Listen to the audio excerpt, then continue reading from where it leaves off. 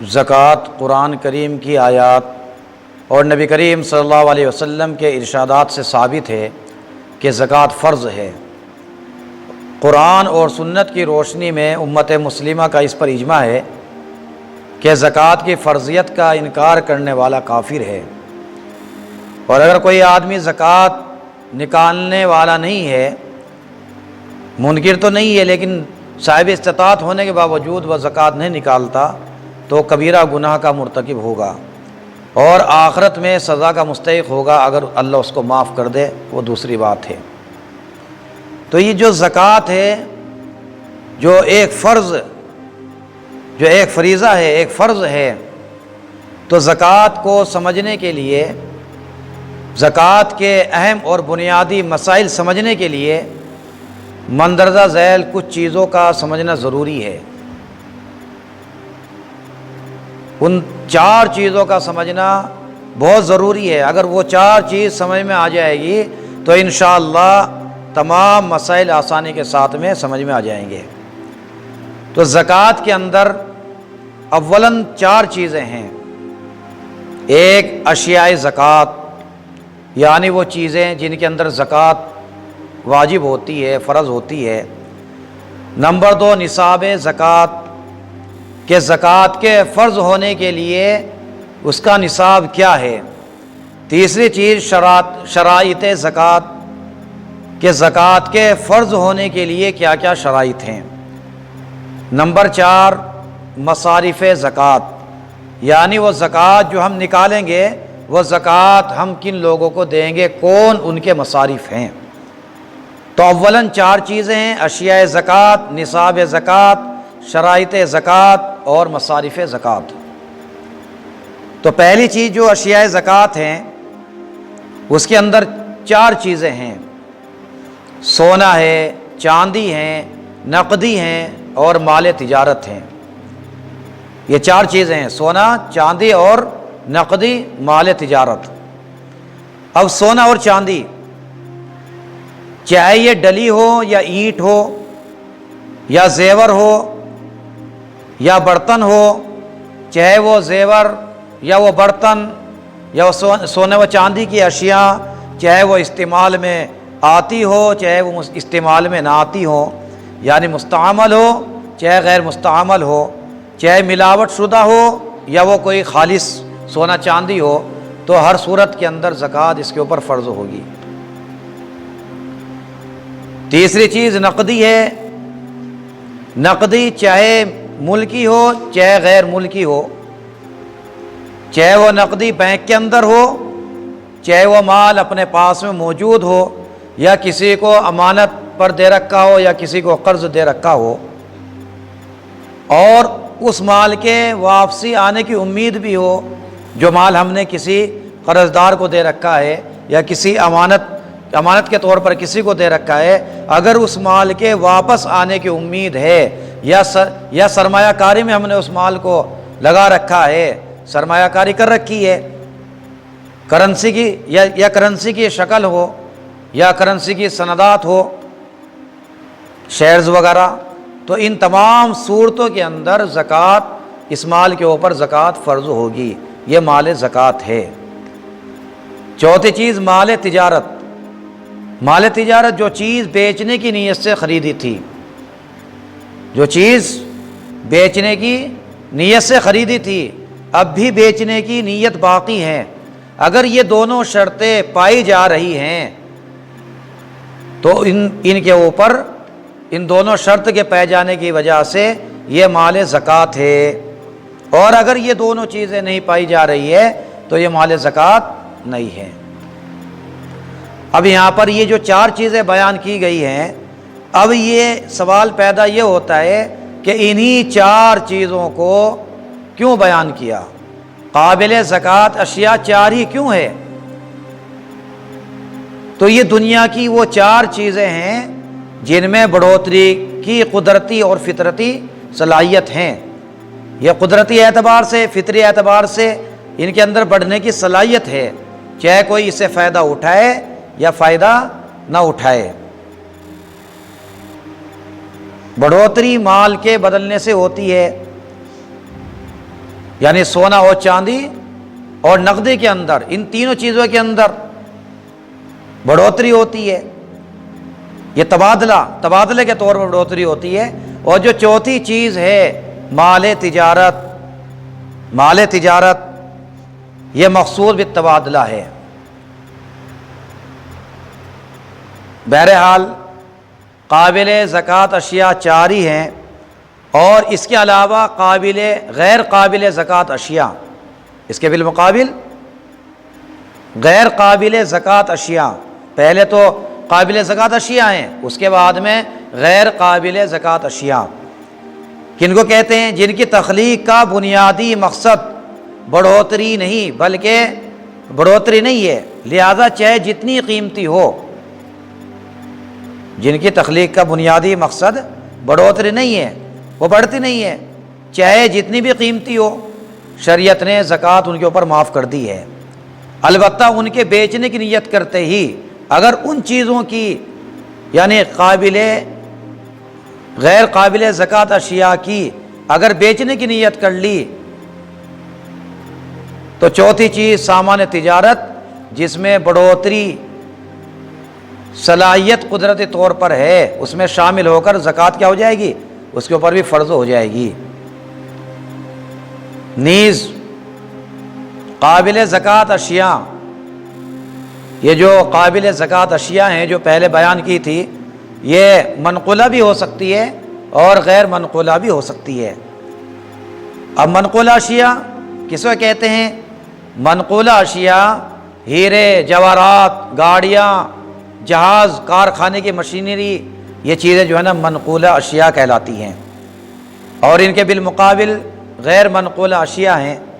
غیر منقولہ اشیاء جو ہیں وہ زمین، زرعی ہو یا رہائشی ہو، عمارت ہو، مکان، فلیٹ، دکان، کارخانہ، ان میں سے کرائے پر دی جانے والی اشیاء کی آمدنی پر زکوٰۃ فرض ہوگی، مالیت پر نہیں ہوگی۔ ان سے جو آمدنی آئے گی اس آمدنی کے اوپر زکوٰۃ فرض ہوگی، لیکن اس کی مالیت کے اوپر زکوٰۃ فرض نہیں ہوگی۔ اب یہ پہلی چیز تھی اشیاء زکوٰۃ۔ اب دوسری چیز کیا ہے؟ نصاب زکوٰۃ۔ اب نصاب زکوٰۃ کیا ہے؟ وہ مخصوص مقدار جس کا مالک ہونے کے اوپر زکوٰۃ فرض ہو جاتی ہے۔ جب آدمی کے پاس میں وہ مقدار آ جاتی ہے تو اس آدمی کے اوپر زکوٰۃ فرض ہو جاتی ہے۔ اب سونا ہے، پہلی چیز سونا، دوسری چاندی اور نقدی اور مال تجارت، یہ 4 چیزیں ہیں۔ ان 4 چیزوں کے اوپر زکوٰۃ فرض ہوتی ہے۔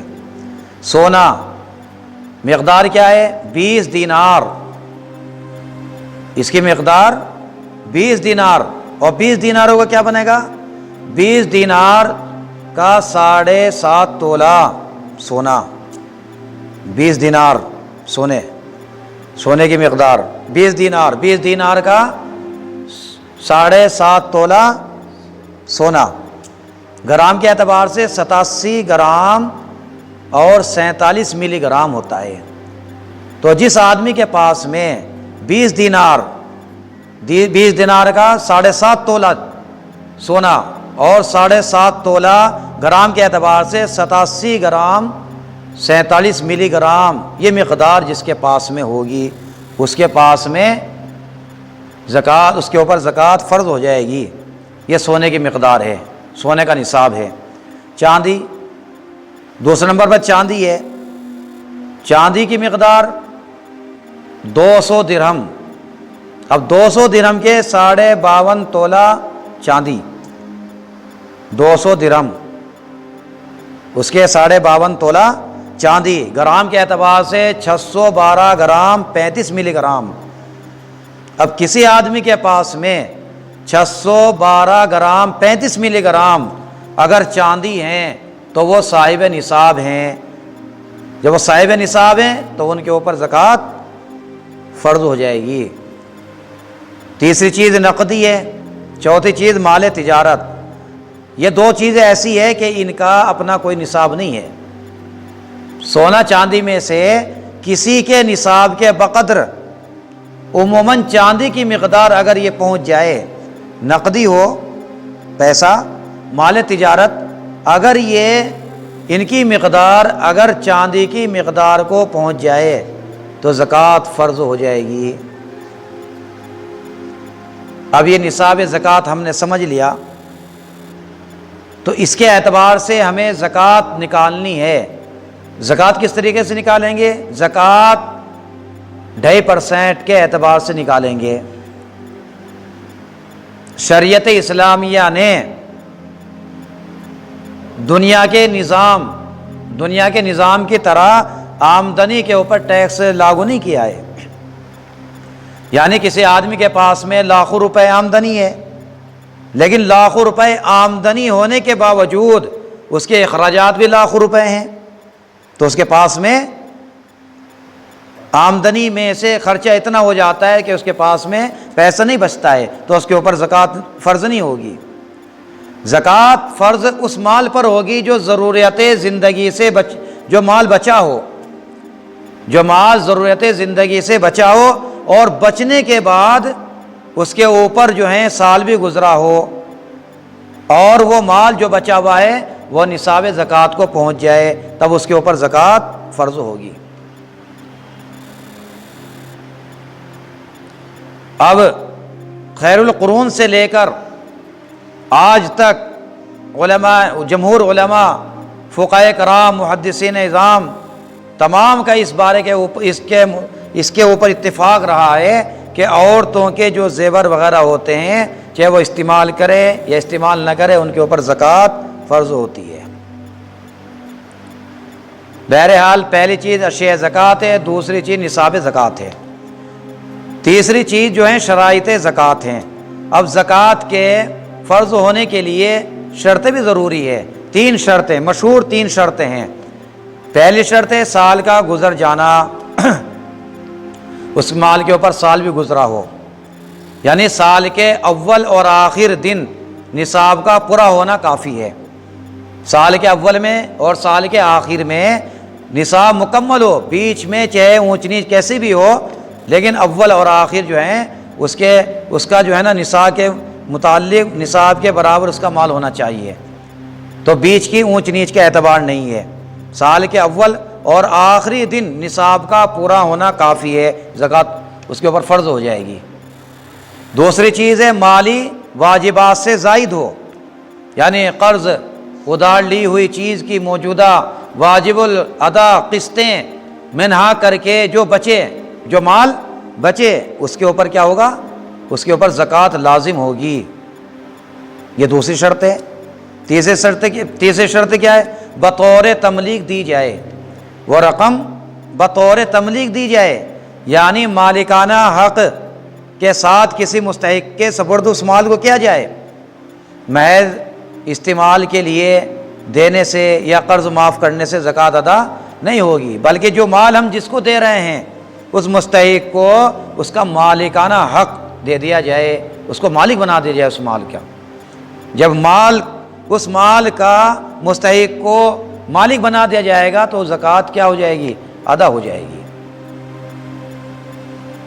چوتھی چیز مصارف زکوٰۃ، کہ ہم زکوٰۃ کو کن لوگوں کے اوپر خرچ کریں گے۔ تو مصارف زکوٰۃ اللہ نے قرآن کے اندر سورہ توبہ میں بیان فرمائے، انما الصدقات للفقراء والمساکین والعاملین علیہا والمعلقۃ قلوبہم وفی الرقاب والغارمین وفی سبیل اللہ وابن السبیل فریضۃ من اللہ۔ اس آیت کے اندر اللہ نے مصارف زکوٰۃ کا بیان کیا ہے۔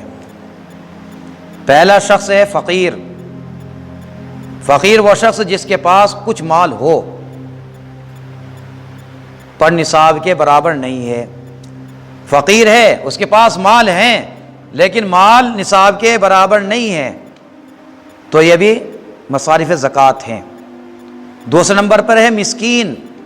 مسکین کسے کہتے ہیں؟ جس کے پاس کچھ بھی مال نہ ہو۔ فقیر کے پاس میں مال ہیں لیکن نصاب کے برابر نہیں ہے، اور مسکین اس کے پاس بالکل مال ہی نہیں ہے، تو مسکین کو زکوٰۃ دی جائے گی۔ تیسرے نمبر پر ہے کارکن، جو زکوٰۃ کو وصول کرنے کے لیے جاتے ہیں، وصول یابی کرنے والے لوگوں کو، عاملین زکوٰۃ کو زکوٰۃ دینا جائز ہے، وہ مصارف زکوٰۃ میں سے ہیں۔ چوتھے، جن کی دل جوئی کرنا منظور ہو، دل جوئی کے لیے ان کو زکوٰۃ دینا۔ پانچویں، غلام جن کو آزاد کرنا مقصد ہو، جن کا آزاد کرنا کیا ہو؟ مقصد ہو، مطلوب ہو، ان کی آزادی مطلوب ہو، ایسے غلاموں کے اوپر زکوٰۃ دینا جائز ہے، وہ مستحقین میں سے ہیں۔ اور قرض دار، جس کے ذمے لوگوں کا قرض ہو تو قرض دار کو بھی زکوٰۃ دینا کیا ہے؟ جائز ہے، مصارف زکوٰۃ میں سے ہیں۔ اور جہاد فی سبیل اللہ، جو لوگ اللہ کے راستے میں جہاد کے لیے جاتے ہیں، جہاد کرتے ہیں، وہ بھی مصارف زکوٰۃ ہیں۔ اور مسافر وابن السبیل، مسافر جو حالت سفر کی بنا پر تنگ دست ہو گیا ہو، گھر پر تو مالدار ہیں لیکن سفر میں گیا ہے، سفر کے اندر حالات ایسے آئے کہ حالات کی بنا پر وہ تنگ دست ہو گیا، تو یہ بھی مصارف زکوٰۃ میں سے ہیں۔ تو ہمیں اس طریقے سے ان تمام چیزوں کو جان کر، پہچان کر، اشیاء زکوٰۃ کو جان کر، نصاب زکوٰۃ کو پہچان کر، شرائط زکوٰۃ کا دھیان رکھ کر اور مصارف زکوٰۃ کی تحقیق کر کے ہمیں زکوٰۃ کو ادا کرنا ہے۔